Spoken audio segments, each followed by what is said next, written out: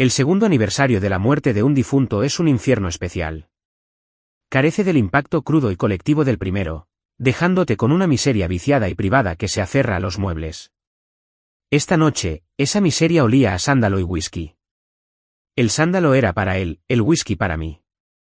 Clara por fin se había quedado dormida llorando en el sofá, con la cara hinchada y pálida bajo la tenue luz de la ciudad que se filtraba por nuestra ventana. Nuestro apartamento. Tenía que recordármelo constantemente.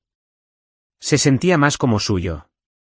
Su fantasma no pagaba alquiler, pero era el residente principal. Yo solo era el que pagaba las cuentas y no era él. Lo último que dijo, un susurro apagado contra un cojín que probablemente también fue suyo, fue el asesino. Julian habría sabido qué hacer. Siempre lo supo.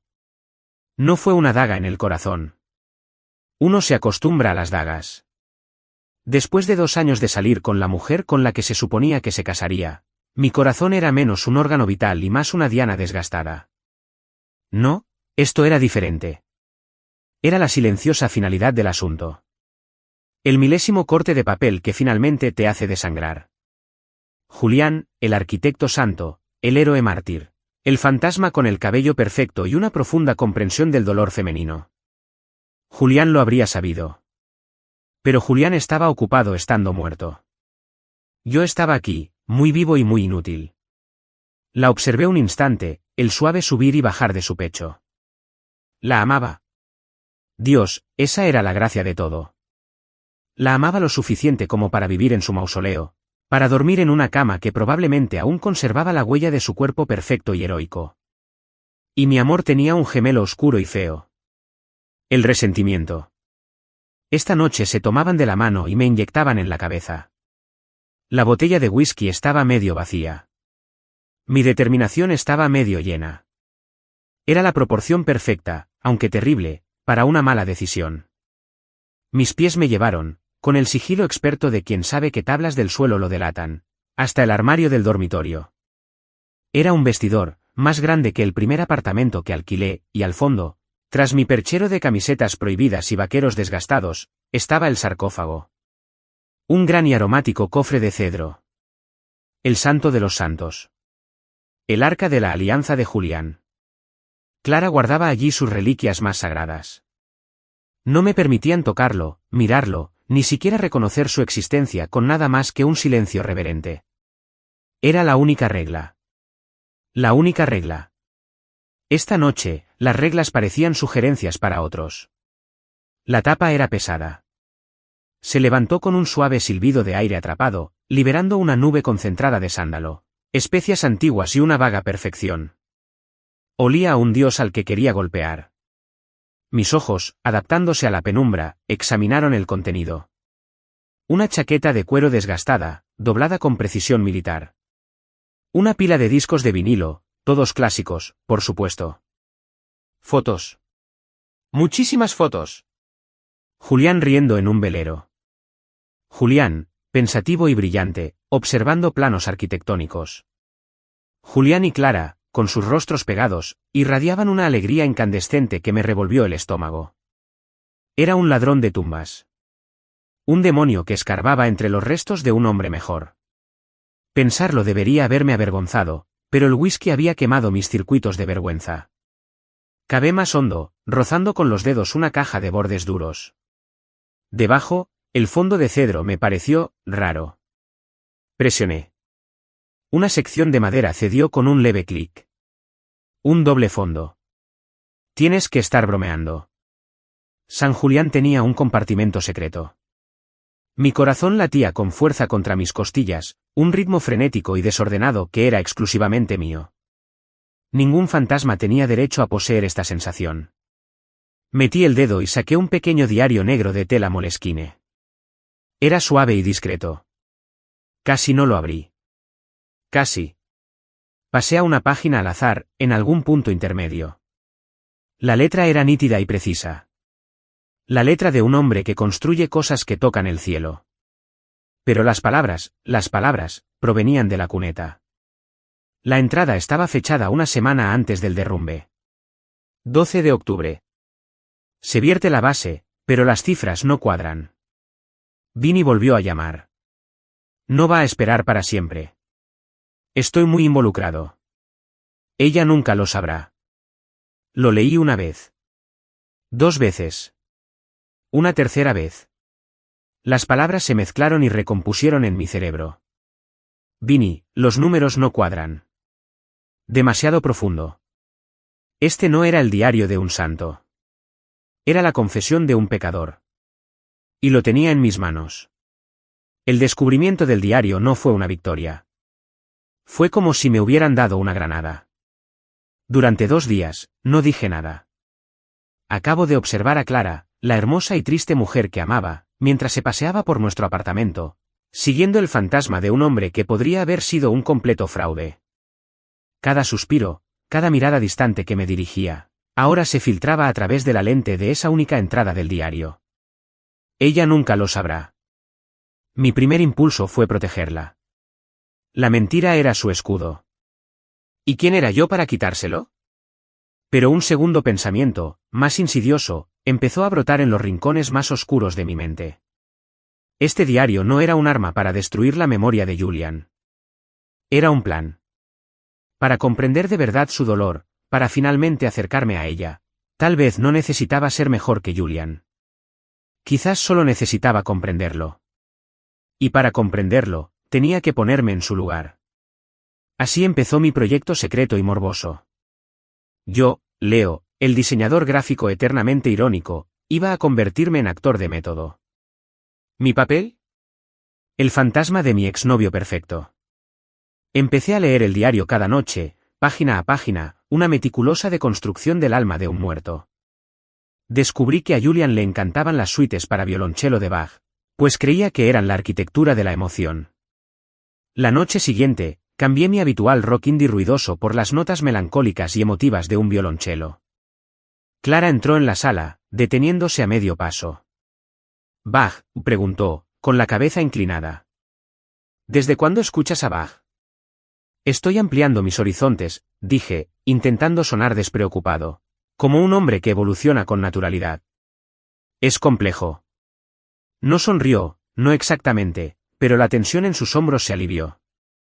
A Julian le encantaba esta. Suite número 1. Ya lo sé, dije, un poco rápido. Me corregí. Es decir, es un clásico, ¿no? Es lógico. Se acercó al sofá y se sentó, no cerca, pero tampoco tan lejos como siempre. Cerró los ojos. Era la primera vez en una semana que compartíamos habitación sin que pareciera un velorio. Un éxito. La droga de su aprobación me subió directamente a la cabeza. El proyecto se intensificó. Julián llevaba una marca específica de botas de cuero caras. Encontré un par vintage en línea. Me costó medio mes de trabajo como freelance. La primera vez que me los puse, la mirada de Clara se posó en mis pies. Un pequeño gesto de asentimiento, casi imperceptible. Otro golpe. ¿Botas nuevas? Sí, gruñí, intentando imitar lo que imaginaba que era la masculinidad natural de Julian. Necesitaba algo un poco más sólido. Son bonitas, dijo en voz baja. Durarán para siempre. A diferencia de su dueño original, pensé. Un comentario sarcástico sobre el antiguo Leo, que el nuevo estaba silenciando rápidamente. El mayor salto fue la arquitectura. El diario de Julian estaba lleno de bocetos, con notas sobre forma y función, sobre la interacción de la luz y el espacio. Para mí, un edificio era algo a lo que se entraba para resguardarse de la lluvia. Para él, era poesía. Yo, Leo, un hombre cuya carrera se basó en imágenes 2D y colores vibrantes y caóticos, me matriculé en un curso de arquitectura básica en línea. Me quedaba despierto hasta tarde después de que Clara se dormía, mirando las clases sobre columnas dóricas e integridad estructural. Sentía como si mi cerebro se reconectara. Mi propio trabajo empezó a resentirse. Mis diseños se sentían planos, mi pasión por ellos menguaba. Estaba volcando toda mi energía creativa en esta extraña resurrección. Una noche, se despertó para ir a buscar un vaso de agua y me encontró en la mesa de la cocina, rodeado de láminas de acueductos romanos. «Leo, ¿qué haces?» Son las 3 de la mañana. Me apresuré a sonar la alerta. Ah, hola, solo estaba leyendo. Ya sabes, historia. Se acercó, recorriendo los papeles con la mirada. Esto es, arquitectura. Sí, es fascinante. La forma en que se construyeron estas cosas, la permanencia de todo. Estaba diciendo tonterías, parafraseando una frase del diario de Julian. Me miró de verdad, con una expresión que no pude descifrar. No era felicidad. Era algo más complejo. Asombro, quizá, o confusión. Has estado diferente últimamente, dijo, su voz apenas un susurro. ¿Diferente? Bueno, pregunté, con el corazón latiéndome con fuerza. No respondió de inmediato. Simplemente extendió la mano y me apartó un mechón de pelo de la frente, con un toque ligero como una pluma. Simplemente diferente, repitió, y volvió a la cama. Me quedé allí sentada, en el silencio de la cocina, con la imagen fantasmal de un acueducto brillando en la pantalla de mi portátil. Las comparaciones nocturnas casi habían cesado. Mi proyecto estaba funcionando. Estaba construyendo un puente hacia ella, un pedazo de Julian a la vez. Me estaba convirtiendo en el hombre que ella quería. Y el hombre que solía ser, el tipo sarcástico e inseguro que amaba el punk rock y los colores vibrantes, se estaba desvaneciendo. Yo estaba ganando. Ya no estaba seguro de cuál era el premio. El problema con la actuación de método es que, al final, tienes que salirte del guión. El diario de Julian fue mi guía, pero tenía lagunas. El más grande era un nombre, Vinny. Vinny volvió a llamar. No va a esperar eternamente. ¿Quién demonios era Vinny? Tras una búsqueda creativa en Google, comparando viejas noticias sobre el derrumbe del edificio con registros públicos, encontré un apellido. Vincent Vinny Gallo. Un hombre con un historial delictivo tan largo como mi brazo por agresión y usura. Un hombre que, según un informe periodístico oculto, había sido interrogado y liberado por falta de pruebas tras el derrumbe. El antiguo Leo, el que se ocupaba de sus propios asuntos, se habría quedado ahí. El nuevo Leo, el que tenía una misión, encontró un nombre asociado con el conocido socio de Vinny, Marcus Thorne, ingeniero estructural. Y Marcus Thorne, según LinkedIn, había sido ingeniero junior en la prestigiosa firma de Julian Croft hasta que lo despidieron por problemas de rendimiento 2 meses después de su muerte. Fueron necesarias 3 llamadas y la promesa de comprarle una botella de whisky cara, pero Marcus aceptó verme. Nos vimos en un antro que olía a cerveza rancia y desesperación. Era un hombre nervioso y amargado, con profundas arrugas de resentimiento alrededor de los ojos. Así que eres el nuevo, dijo Marcus después de su tercer trago, removiendo el líquido ámbar en su vaso. ¿Vivir a la sombra del gran hombre? ¿Qué tal te va? Tiene sus momentos, dije, manteniendo un tono neutral. Solo intento entender qué pasó, por el bien de Clara. Soltó una breve carcajada. ¿Por el bien de Clara? ¿Cierto? ¿Quieres entender lo que pasó? Bien. Tu hijo Julián no era un héroe. Era un jugador con gustos por el champán y un presupuesto para cerveza. Su franqueza me impactó como un puñetazo. Debía dinero, continuó Marcus en voz baja y conspirativa. Muchísimo. A tipos a los que no quieres deberles dinero, tipos como Vinny Gallo. El edificio, susurré. El edificio era su alcancía, dijo Marcus con desdén. Estaba firmando materiales baratos, recortando gastos en todos lados y quedándose con la diferencia. Vi los informes. Le dije, Julián, esta varilla es una porquería. La mezcla de hormigón es débil. Esto no es seguro. ¿Sabes lo que hizo? Negué con la cabeza, de repente, se me secó la garganta. Me despidió. Dijo que tenía una actitud negativa y que no era buen compañero. 2 meses después, todo se fue al traste, y su rica familia, con la ayuda del ejército de abogados del bufete, lo convirtió en un maldito mártir. El héroe que murió salvando a un niño. Menuda barbaridad. No estaba salvando a un niño. Probablemente se había reunido con el hombre de Vinny en el sótano para entregarle una bolsa de dinero cuando sus propios cálculos fallidos lo alcanzaron. Me quedé sin aliento. Toda la base de mi proyecto, El mismo hombre que estaba resucitando con tanto esmero, no solo tenía defectos, sino que era un monstruo, un criminal cuya avaricia hacía que la gente muriera. Llegué a casa aturdido. El apartamento, antaño un santuario para un santo, ahora parecía la escena de un crimen.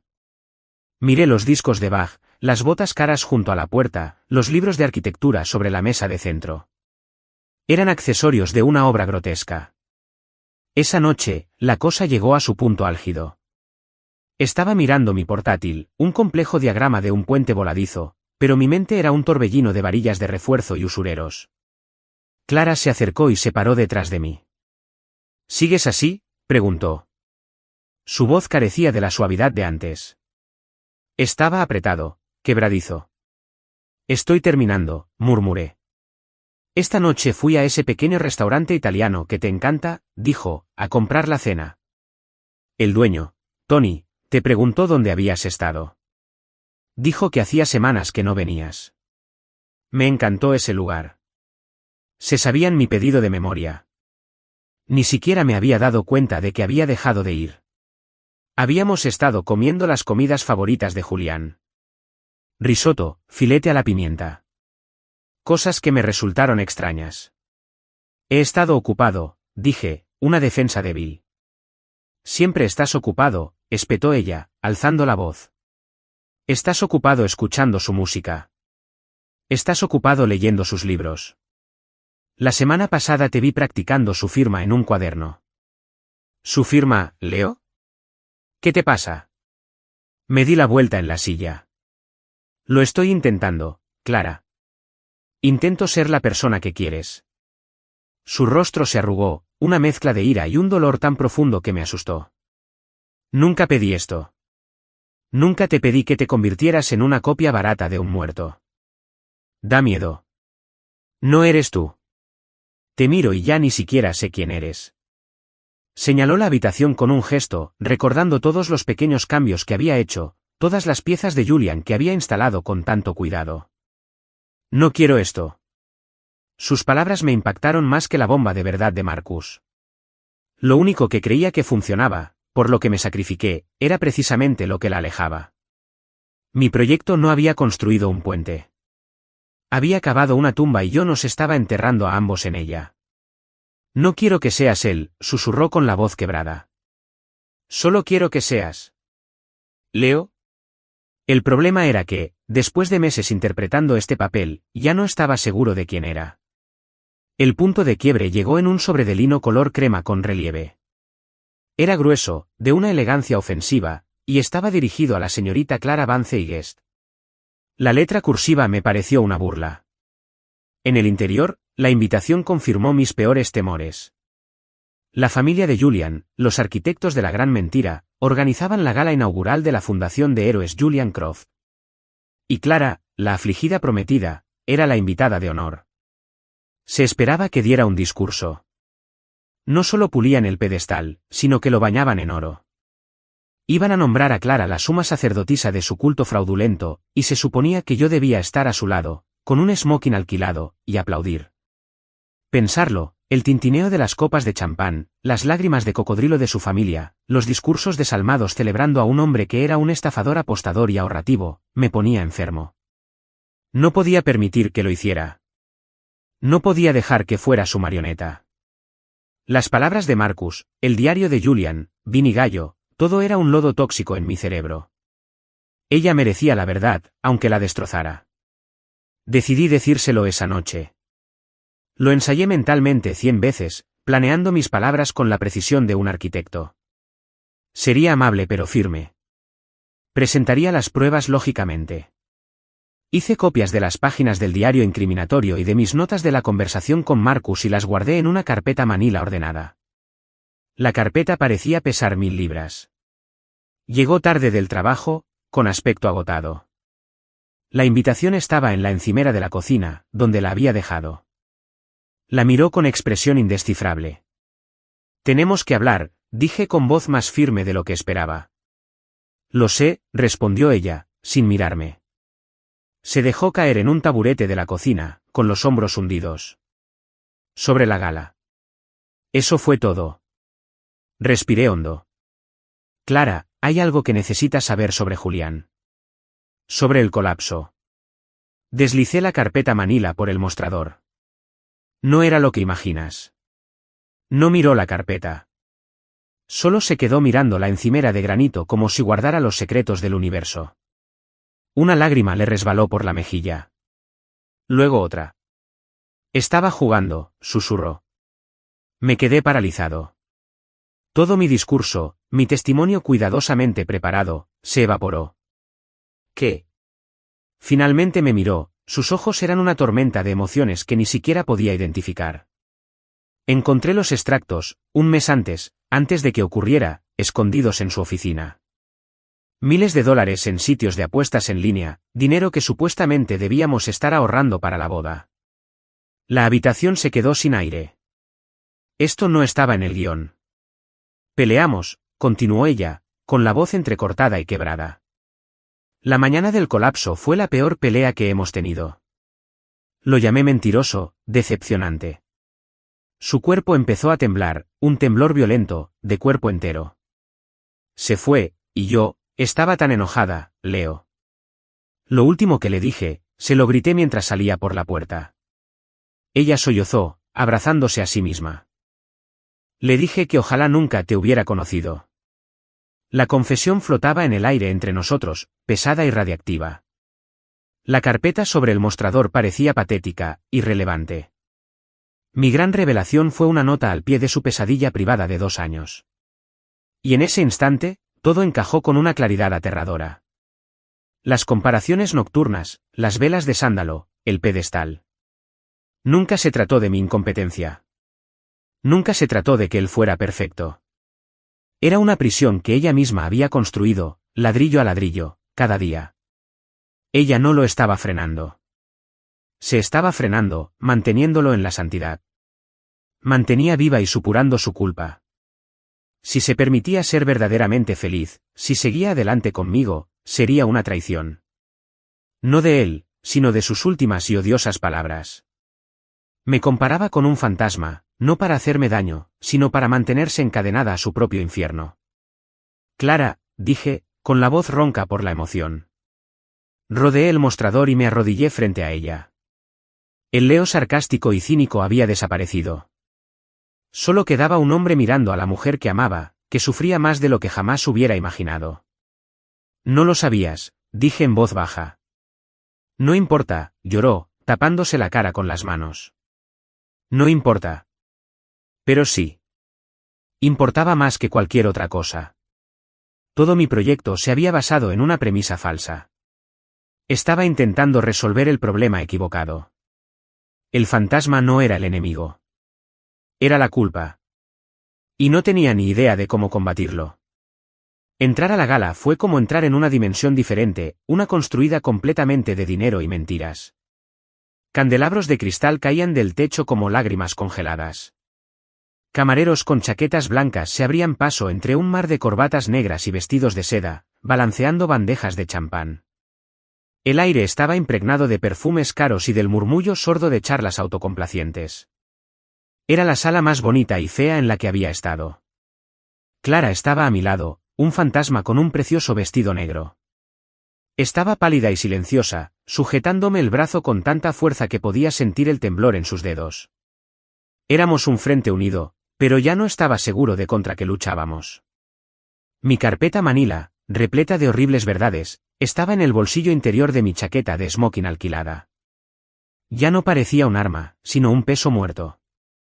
Nos recibieron los padres de Julián. Su padre, un hombre con un apretón de manos político y una sonrisa depredadora, me dio una palmada en el hombro. Leo, qué bueno verte. Un pilar de apoyo para nuestra Clara, según tengo entendido. Lo dijo como si yo fuera un mueble necesario pero sin interés. Su madre, envuelta en diamantes que probablemente acabarían con el hambre en el mundo, le dio a Clara un beso al aire que no le rozó la piel. Estás preciosa, cariño. Julián estaría muy orgulloso. Clara se estremeció. Lo sentí, un temblor leve y violento que le subió por el brazo hasta el pecho. Encontramos nuestra mesa asignada, al frente y al centro, un asiento en el corredor de la muerte con vista a la horca. Nos sentamos en silencio, moviendo trozos de salmón en nuestros platos mientras un cuarteto de cuerda tocaba una melodía vagamente triste. Observé la sala, las caras sonrientes, las risas fáciles. Celebraban una ficción, un mito cuidadosamente elaborado, y Clara era la estrella de la exposición. Finalmente, las luces se apagaron. El padre de Julián se dirigió al podio, flanqueado por dos fotos gigantes y sonrientes de su hijo. La sala quedó en silencio. Gracias a todos por estar aquí, comenzó, con la voz resonante de un dolor ensayado y sonoro. Estamos aquí esta noche no para llorar, sino para celebrar una vida, la vida de un hijo, un amigo, un héroe. Habló de la brillantez de Julián, de su pasión, de su inquebrantable integridad. Con cada mentira, sentía que la carpeta de mi chaqueta ardía un poco más. Podía hacerlo. Podría ir allí, arrebatarles el micrófono y quemarles todo su mundo de fantasía. Podría contarles sobre las varillas de mala calidad, las deudas de juego, el usurero llamado Vini. Podría exponer toda la farsa corrupta, al reivindicador, al que dice la verdad, al hombre que lo echó todo a perder. Miré a Clara. Su rostro era una máscara perfecta y trágica. Tenía la mirada fija en el podio, pero no veía al padre de Julián. Estaba viendo un fantasma, su fantasma. Y me di cuenta, en ese instante de claridad cegadora, de que desmentir su mentira no la liberaría. Solo la atraparía en un desastre diferente, sepultada bajo la vergüenza y el escándalo públicos.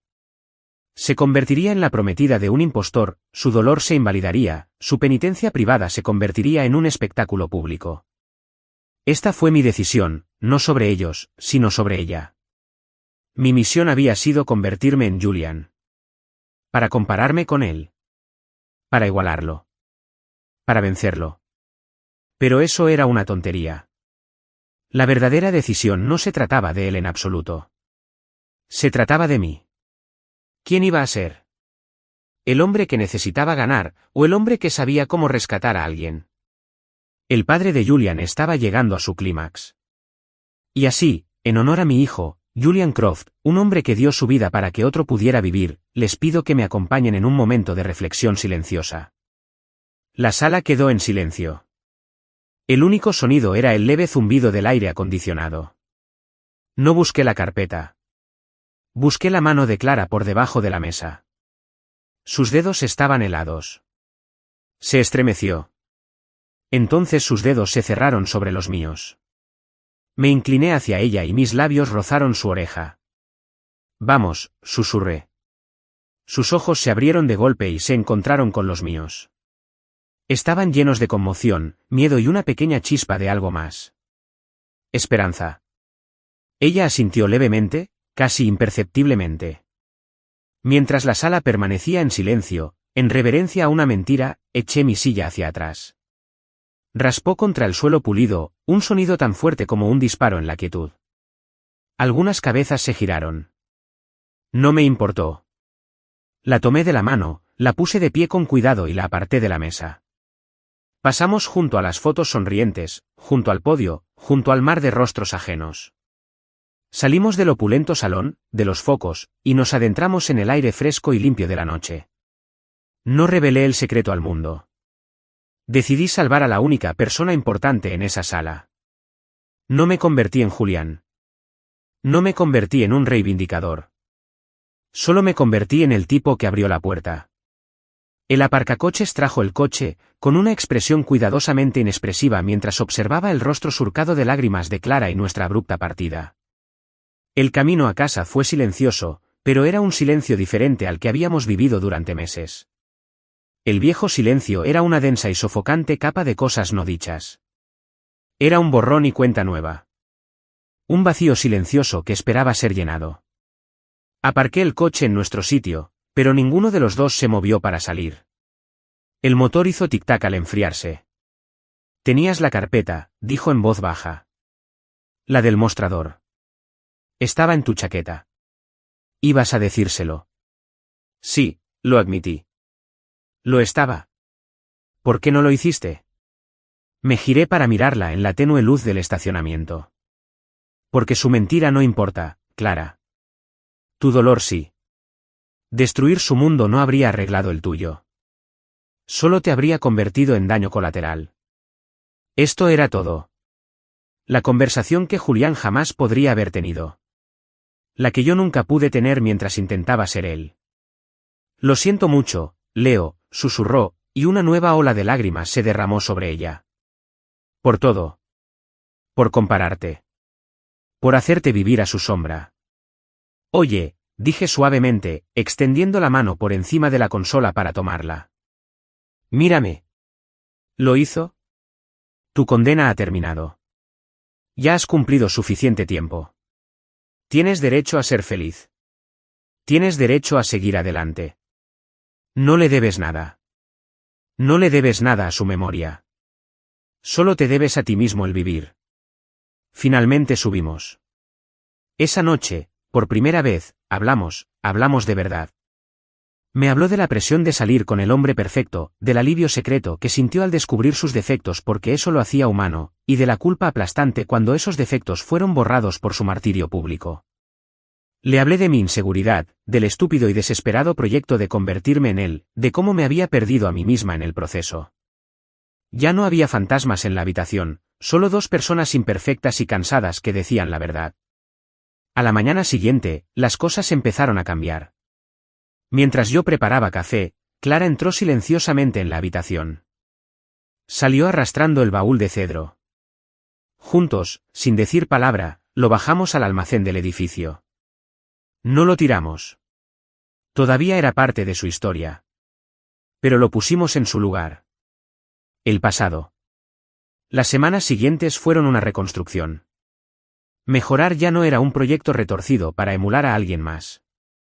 Era un esfuerzo consciente por reconstruirme. Cancelé mi suscripción a Arquitectura 101. Fui al restaurante italiano de Tony y comí mi pasta favorita. Puse mis viejos discos de punk rock a todo volumen hasta que las ventanas vibraron y empecé a dibujar de nuevo. Lo volqué todo, la ira, los celos, la empatía, la paz que finalmente sentí, en mi trabajo. Mis diseños se volvieron más audaces, más honestos, más emotivos. Eran más yo que cualquier otra cosa que hubiera creado. Clara empezó terapia. Fue duro. Algunos días estaba callada y distante, luchando con demonios que yo no podía ver. Pero ella estaba luchando. Ya no se rendía. Dejó de encender las velas de sándalo. Una tarde, al llegar a casa, vi que había comprado uno nuevo. Olía a limón y albahaca. Olía a un nuevo comienzo. 6 meses después, nuestro apartamento estaba irreconocible. Mis vibrantes y caóticos cuadros colgaban en las paredes donde antes había láminas sombrías y minimalistas. El aire olía a café y limón, no a sándalo y tristeza. Por fin era nuestro hogar. El plano se diseñó a partir de nuestras propias especificaciones. Estaba en mi oficina, en un rincón de la sala que había recuperado, dando los últimos toques a un proyecto de marca masivo para un nuevo festival de música. Fue el contrato más importante de mi carrera, uno con el portafolio que había creado a partir de las cenizas de mi etapa como Julian. Era un trabajo que, sin complejos, era mío. Clara entró con 2 tazas de café en la mano. Dejó uno en mi escritorio, con la cadera apoyada en el borde mientras observaba el diseño en mi pantalla. Era un derroche de color y energía, centrado en un fénix estilizado. Un poco exagerado, quizá, pero le sentaba bien. No había fantasmas en sus ojos. La mirada atormentada y distante había desaparecido, reemplazada por una calidez clara y serena que aún me hacía latir el corazón. Es genial, Leo, dijo con voz tranquila y ligera. No solo me apoyaba. Veía el trabajo, la habilidad y el alma que había en él.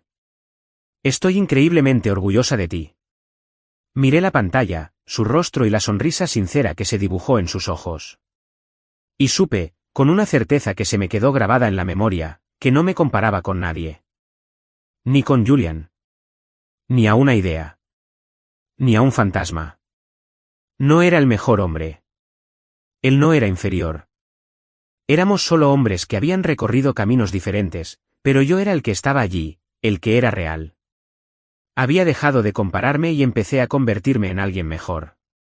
Primero tenía que mejorar por mí mismo, y al hacerlo, finalmente construí algo real, algo con cimientos sólidos, aquí mismo con ella. Le devolví la sonrisa, una sonrisa auténtica, sin sombras. Gracias, dije. Estoy muy orgulloso de nosotros.